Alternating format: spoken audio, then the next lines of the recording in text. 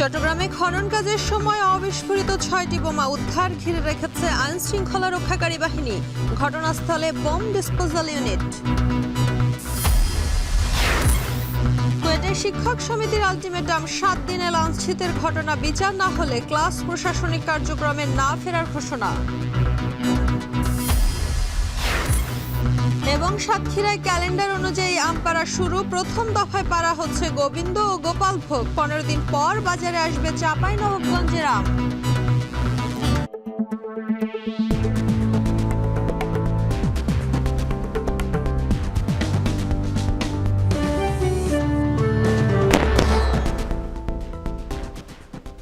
শুনছিলেন শিরোনাম, স্বাগত এখন জনপদে পুরো আয়োজনে। আপনাদের সঙ্গে আছে আমি শম্পা বিশ্বাস। চট্টগ্রামে খনন কাজের সময় অবিস্ফোরিত অবস্থায় ৬টি বোমা সদৃশ বস্তু উদ্ধার করা হয়েছে। দুর্ঘটনা এড়াতে ঘটনাস্থল ঘিরে রেখেছে আইনশৃঙ্খলা বাহিনী। সদরঘাট থানার মাদারবাড়ি এলাকায় ভবন নির্মাণের জন্য খনন কাজ করছিলেন শ্রমিকরা। এক পর্যায়ে রোববার রাতে ৫ ফিট গভীরে যাওয়ার পর বোমা সদৃশ বস্তু দেখতে পান তারা। পরে সেগুলোকে লোহা মনে করে সকালে ভাঙাড়ির দোকানে বিক্রি করতে গেলে শুরু হয় আলোচনা। দুপুরে পুলিশে খবর দিলে ঘটনাস্থল ঘিরে এলাকাটি ঘিরে রাখে আইনশৃঙ্খলা রক্ষাকারী বাহিনী। ধারণা করা হয় উদ্ধার হওয়া বস্তুগুলো অবিস্ফোরিত বোমা। পরে বিষয়টি বম ডিসপোজাল ইউনিটকে জানানো হয়।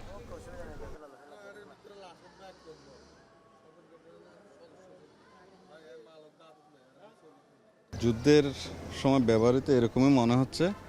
মোটর শেলগুলো মাটি খনন করার সময় আমরা যে হাউসটা তৈরি করছি কাজের জন্য, ওই হাউসের মাটি খনন করতে গিয়ে আমরা এই জিনিসগুলো পেয়েছি। লেবার তো ওরা তো আর বুঝে না জিনিস, ওরা মনে করে যে একটা লোহা জাতীয় জিনিস পাইছি, এটা বাইরে বিক্রি করে দিলে ভালো পাবে। হ্যাঁ, যখন বাইরে বিক্রি করতে গেছে তখন সে বাইরে মনে যারা কিনে তারা এটা দেখে আর কিনে নেয়। লোহা মনে করে নিয়েছিলাম, ওখান থেকে বুম আমি এনে থুয়ে দিয়েছি। আবার দাওয়াতে কেন থুয়ে দিয়েছি, এটি সরকারি জিনিস, সরকারি বুঝবে। লাস্টে আমি ফোন দিয়ে অতি সাহেবকে ফোন দেওয়া আছি, অতি সাহেবকে জিনিসগুলি বুঝাই দিচ্ছি। মাটির তলা আরও আছে, কিন্তু কুদাল দিলে কূপ দিলে টং করে ওঠে। এ নিয়ে বিস্তারিত জানাতে ঘটনাস্থল থেকে যুক্ত হচ্ছেন সহকর্মী Kazi Mahfuz. Mahfuz, bomb disposal unit ঘটনাস্থলে পৌঁছেছে কিনা বিস্তারিত জানাবেন। শম্পা, পুলিশের পক্ষ থেকে সেনাবাহিনীর বোম ডিসপোজাল ইউনিটকে খবর দেওয়া হয়েছিল বেশ কিছুক্ষণ সময় আগেই। এখনও পর্যন্ত অবশ্যই সেই ইউনিট এসে পৌঁছায়নি, যদিও পুলিশের সদস্যরা এই এলাকাটি ঘিরে রেখেছেন, সর্বসাধারণের প্রবেশ অনেকটা নিষিদ্ধ করেছেন।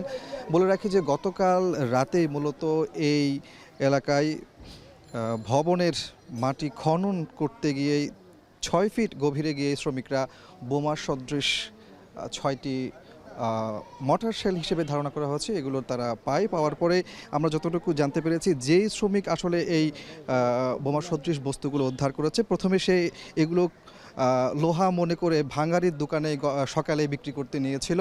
প্রায় কয়েক কিলোমিটার সে এগুলো তার কাঁধে বহন করে বিক্রির জন্য নিয়েছিল, কিন্তু কেউ যখন এগুলো কিনে নিয়ে, অর্থাৎ সবাই বোমা মনে করে, অর্থাৎ দোকানদাররা বোমা মনে করে এগুলো না কেনায় মূলত সে আবার দুপুরের দিকেই এই বোমা সদৃশ বস্তুগুলো ঘটনাস্থলে যেখানে থেকে এগুলো উদ্ধার করা হয়েছে সেখানে নিয়ে আসে। পরে পুলিশকে খবর দেওয়া হয়, পুলিশ সদস্যরা এখানে আসার পরে তারাও এগুলো দেখছে, কিন্তু এখনও পর্যন্ত তারা নিশ্চিত করতে পারছে না আসলে এগুলো বোমা কিনা কিংবা মর্টার শেল কিনা।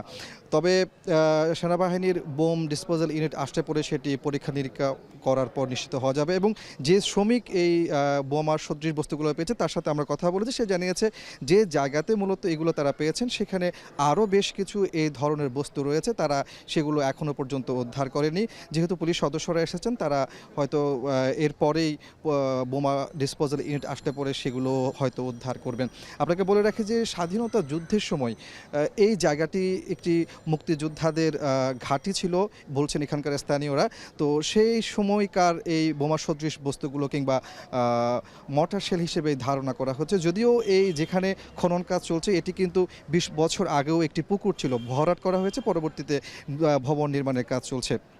আপনার মাধ্যমে বলে রাখি যে এর আগেও আমরা দেখেছি চট্টগ্রামের চাঁদগাঁও হালিশহরে এই ধরনের বস্তু পাওয়া গিয়েছিল বেশ পুরনো তখনকার সময়ের। তখন বলা হয়েছিল এগুলো মুক্তিযুদ্ধকালীন বোমা সদৃশ বস্তু, এবং এখানে যারা আসলে স্থানীয়রা আছেন তারা বলছেন এগুলো মর্টার শেল হতে পারে কিংবা বোমা সদৃশ অন্য কোনো বস্তু হতে পারে। তো সব কিছু মিলিয়ে এই ছিল আমার কাছে চট্টগ্রামের মাদার বাড়িতে ভ্রমণের নির্মাণ কাজ খনন কাজ করতে গিয়ে যে বোমা সদৃশ বস্তুগুলো পেয়েছে তার সবশেষ তথ্য। ক্লাসে না ফেরার সিদ্ধান্তে অটল খুলনা প্রকৌশল ও প্রযুক্তি বিশ্ববিদ্যালয়ের শিক্ষকরা। শিক্ষক সমিতির সভা শেষে এই সিদ্ধান্ত জানানো হয়েছে। এদিকে শিক্ষা কার্যক্রম চালু করার জন্য বৈঠক চলছে দফায় দফায়। সমস্যার সমাধান করে দ্রুত শিক্ষা কার্যক্রম চালু করার দাবি শিক্ষার্থীদের। আরো জানাচ্ছেন রামিম চৌধুরী। ভিসি অপসারণের পরেও খুলনা প্রকৌশল ও প্রযুক্তি বিশ্ববিদ্যালয়ের অচলাবস্থা যেন কাটছে না। টানা 2 দিন ধরে শিক্ষা কার্যক্রম থেকে বিরত শিক্ষকরা। সোমবার সকালে 2 ঘন্টার বেশি সময় বৈঠক করে শিক্ষকরা জানান, গত 18 ফেব্রুয়ারি থেকে বেশ কয়েকজন শিক্ষক হামলা ও লাঞ্ছিত হয়েছেন। আগামী 7 কর্মদিবসের মধ্যে দোষীদের শাস্তির আওতায় না আনলে শুধু ক্লাস নয়, প্রশাসনিক কার্যক্রম থেকেও বিরত থাকবেন তারা। আমরা 7 কর্মদিবসের মধ্যে ক্লাসে ফেরার পরিবেশ তৈরি করবেন, আমরা প্রশাসনের কাছে এই দাবি জানাচ্ছি। এই পরিবেশ নিশ্চিত হলে শিক্ষকবৃন্দ ক্লাসে যাওয়ার জন্য সার্বক্ষণিকভাবে প্রস্তুত আছে। শিক্ষকবৃন্দ প্রশাসনের একটা পার্ট হিসেবে কাজ করে, যে পার্টের কাছ থেকে সহযোগিতা নিয়ে প্রশাসন এইগুলো বাস্তবায়ন করবেন। প্রশাসন যদি এগুলো এই সময়ের মধ্যে বাস্তবায়ন করতে গড়িমসি করেন বা বাস্তবায়ন করতে না পারেন, তাহলে শিক্ষকবৃন্দ প্রশাসনিক কাজে আর সহযোগিতা করবেন। এদিকে শিক্ষা কার্যক্রম থেকে শিক্ষকরা বিরত থাকায় কুয়েটে বন্ধ সব ক্লাস পরীক্ষা। সমস্যার সমাধান করে দ্রুত শিক্ষা কার্যক্রম চালু করার দাবি শিক্ষার্থীদের। করোনার কারণে অলরেডি আমাদের 1 বছরের মতো প্রায় আমরা পিছিয়ে আছি, এবং আমাদের সাথে বুয়েটের ওরা অলরেডি গ্র্যাজুয়েট করে ফেলছে। 5 দফা দাবির সাথে যত দ্রুত সম্ভব আমরা আশাবাদী যে এই সপ্তাহের মধ্যে আমরা আশা করি যে হয়তো ক্লাস পরীক্ষা আমরা ফিরে যেতে পারবো। আমরা আসলে আটকা পড়ে গেছি, আসলে এখন আমাদের কাছে ক্ষমা চাওয়া ছাড়া আর কিছু করার নেই। স্যার যদি তবুও ক্লাস না নেন আমাদের আসলে অনেক পিছিয়ে যাবো আমরা। এর আগে শিক্ষার্থীদের সঙ্গে মত বিনিময় করেছেন অন্তর্বর্তীকালীন উপাচার্য প্রফেসর ডক্টর হযরত আলী। দ্রুত শিক্ষা কার্যক্রম সচল করার আশ্বাস দেন তিনি। উভয় পক্ষই আহত, সবারই ক্ষোভ আছে, সবারই বলতে পারো যে দাবি আছে, তোমাদেরও আছে, শিক্ষকদেরও আছে। এখন আমি তো মনে করো যে বলা যায় যে তোমাদের মাঝে এসে যা বুঝেছি তাতে আসলে ঘটনার গভীরতা অনেক। ছাত্র রাজনীতি নিষিদ্ধের দাবিকে কেন্দ্র করে 18 ফেব্রুয়ারি ক্যাম্পাসে সংঘর্ষ হয়, এতে আহত হয় অনেকে। 25 ফেব্রুয়ারি সিন্ডিকেট সভায় অনির্দিষ্টকালের জন্য বন্ধ ঘোষণা হয় একাডেমিক কার্যক্রম ও হল। সিন্ডিকেট সভার সিদ্ধান্ত অনুযায়ী 4 মে থেকে শুরু হওয়ার কথা ছিল ক্লাস পরীক্ষা। রামিম চৌধুরী, এখন খুলনা। ক্যালেন্ডারের নির্ধারিত সূচি অনুযায়ী সাতক্ষীরায় শুরু হয়েছে আমপাড়া।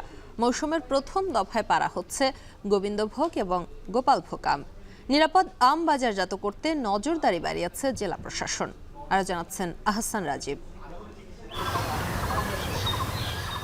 সাতক্ষীরার বাগানে বেড়ে ওঠা গোপালভোগ, গোবিন্দভোগ জাতের আম পাড়া শুরু হয়েছে। সোমবার সকাল থেকেই বাগানে শুরু হয় ব্যস্ততা। চলতি মৌসুমে অনুকূল আবহাওয়ার কারণে আমের আকার, স্বাদ ও উৎপাদন সব কিছুতেই রয়েছে ইতিবাচক বার্তা। জেলা প্রশাসন ঘোষিত সময় অনুযায়ী সকাল থেকে গোবিন্দভোগ আম সংগ্রহ কার্যক্রমের উদ্বোধন করেন সাতক্ষীরা জেলা প্রশাসক। আবহাওয়া ও জমির লবণাক্ততার কারণে এ জেলার আম আগেই পরিপক্ক হয়।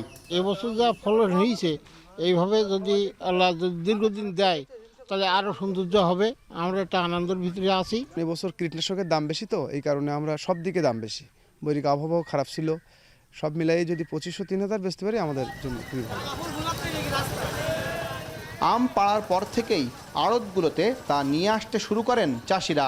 পরে নিলামের মাধ্যমে শুরু হয় আম বিক্রি। স্থানীয় বাজারে গোপালভোগ ও গোবিন্দভোগ আম বিক্রি হচ্ছে 60 থেকে 65 টাকা কেজিতে।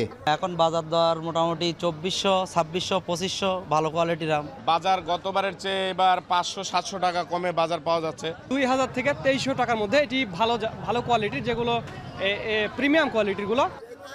কৃষি বিভাগের তথ্য অনুযায়ী জেলায় এবার 4135 হেক্টর জমিতে আমের চাষ হয়েছে, যেখান থেকে এবার 62,800 মেট্রিক টন আম উৎপাদনের আশা রয়েছে।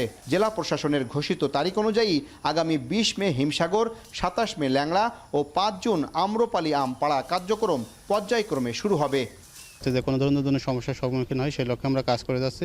নিয়মিত এটা মনিটরিং করবে আমার আইনশৃঙ্খলা রক্ষাকারী বাহিনী এবং আমাদের যারা প্রশাসনের যারা আছে তারা সার্বিক তৎপর আছে।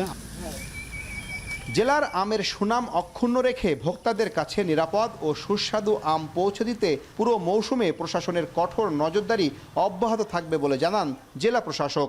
600 বা 700 কোটি টাকার মতো আমার কিন্তু আমের টার্গেট আছে, এবং আমটা যদি আমাদের সারা পৃথিবীতে রপ্তানি হয় এটা আমাদের বাংলাদেশের ভাবমূর্তি উজ্জ্বল হবে, আমাদের বৈদেশিক মুদ্রাই হবে। সাতক্ষীরার 5000 বাগানে এবার আমের চাষ করা হয়েছে।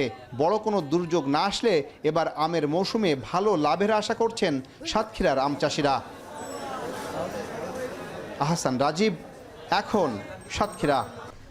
শাপলা চত্বরে গণহত্যার বিচার দাবিতে দেশব্যাপী মানব প্রাচীর কর্মসূচি পালন করেছে ইসলামী ছাত্র শিবির। সকালে কেন্দ্রীয় কর্মসূচির অংশ হিসেবে চট্টগ্রামের ওয়াসা মোড়ে মানববন্ধন করে ছাত্র শিবিরের নেতাকর্মীরা। এ সময় তারা বলেন, হত্যাকাণ্ডের 13 বছর পার হলেও এখনো স্বাধীন তদন্ত কমিশন ও নিহতের সঠিক সংখ্যা প্রকাশ করা হয়নি। রাজশাহীতেও সকালে মানব প্রাচীর কর্মসূচি পালন করেছে মহানগর ছাত্র শিবির। এতে মাদ্রাসা সহ বিভিন্ন প্রতিষ্ঠানের শিক্ষার্থীরা অংশ নেন। এ সময় ব্যানার ও প্লাকার্ডের মাধ্যমে দোষীদের বিচার দাবি করা হয়। সিলেটে কেন্দ্রীয় শহীদ মিনারের সামনে মানব প্রাচীর কর্মসূচি পালন করেছে মহানগর ইসলামী ছাত্র শিবির। এ সময় 2012 সাল থেকে শুরু করে সব গণহত্যার বিচার দাবি করেন তারা।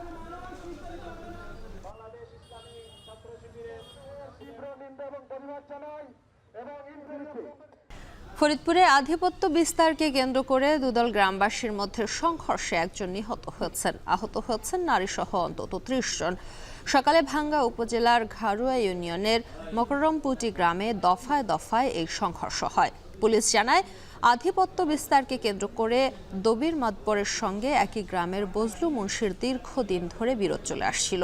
এরই জেরে রোববার রাত 8টার দিকে দুপক্ষের সমর্থকদের মধ্যে বাকবিতণ্ডা হয়। এক পর্যায়ে দেশীয় অস্ত্রশস্ত্র নিয়ে সংঘর্ষে জড়ায় দুই পক্ষের লোক। দফায় দফায় চলায় সংঘর্ষ করায় সকাল পর্যন্ত। ভাঙচুর করা হয় বেশ কিছু বাড়িঘর, ঘটে লুটপাটের ঘটনা। খবর পেয়ে ঘটনাস্থলে পৌঁছে বেলা 11টার দিকে পরিস্থিতি নিয়ন্ত্রণে আনে পুলিশ। এ ঘটনায় কুদ্দুস মোল্লা নামে একজন নিহত হন। আহত হয়েছেন আরও বেশ কয়েকজন, তাদেরকে হাসপাতালে ভর্তি করা হয়েছে। ঝিনাইদহে ট্রাক চাপায় এক মোটরসাইকেল আরোহী নিহত হয়েছেন। সকালে কালীগঞ্জ উপজেলার কোটচাঁদপুর সড়কের 4 মাইল এলাকায় এই দুর্ঘটনা ঘটে। পুলিশ জানায়, মহেশপুর থেকে কালীগঞ্জের দিকে যাচ্ছিলেন জাহাঙ্গীর নামে এক মোটরসাইকেল আরোহী। কালীগঞ্জ উপজেলার কোটচাঁদপুর সড়কের 4 মাইল এলাকায় পৌঁছালে বিপরীত দিক থেকে আসা একটি মিনি ট্রাক তাকে চাপা দেয়। এতে ঘটনাস্থলেই মারা যান তিনি। খবর পেয়ে ঘটনাস্থলে পৌঁছে ফায়ার সার্ভিস তারা লাশ মর্গে পাঠায়। ঘটনার পর পালিয়ে যায় ট্রাকের চালক।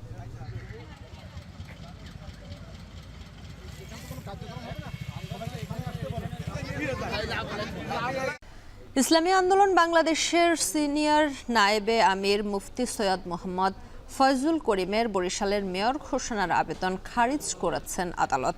দুপুরে নির্বাচন ট্রাইব্যুনালের বিচারক ও সিনিয়র সহকারী জজ মোহাম্মদ হাসিবুল হাসান এই আদেশ দেন। ইসলামী আন্দোলন বাংলাদেশের আইনজীবী শেখ নাসিরউদ্দিন এবং মোহাম্মদ হানিফ মিয়া জানান, নির্বাচনের পর বহুদিন পার হওয়ায় মামলাটি গ্রহণের পর্যায়ে না থাকা সহ বিভিন্ন কারণ দেখিয়ে আদালত আবেদনটি খারিজ করে দেন। তবে এ বিষয়ে উচ্চ আদালতে যাওয়ার কথা জানিয়েছেন আইনজীবীরা। 2023 সালে অনুষ্ঠিত বরিশাল সিটি কর্পোরেশনের নির্বাচনে ইসলামী আন্দোলন বাংলাদেশের প্রার্থী মুফতি সৈয়দ মোহাম্মদ ফয়জুল করিমকে মেয়র ঘোষণা করার জন্য বরিশাল নির্বাচনী ট্রাইব্যুনালে আবেদন করা হয়। গত 24 এপ্রিল সৈয়দ মোহাম্মদ ফয়জুল করিমকে মেয়র ঘোষণার জন্য আবেদন করা হয়।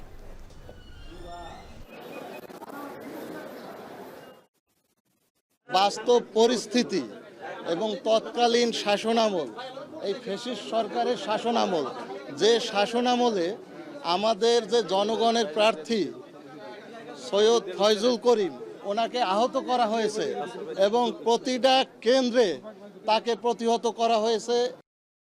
2 দফা দাবিতে সারা দেশে কর্মবিরতি ও অবস্থান কর্মসূচি পালন করাচ্ছেন বিচার বিভাগীয় কর্মচারীরা।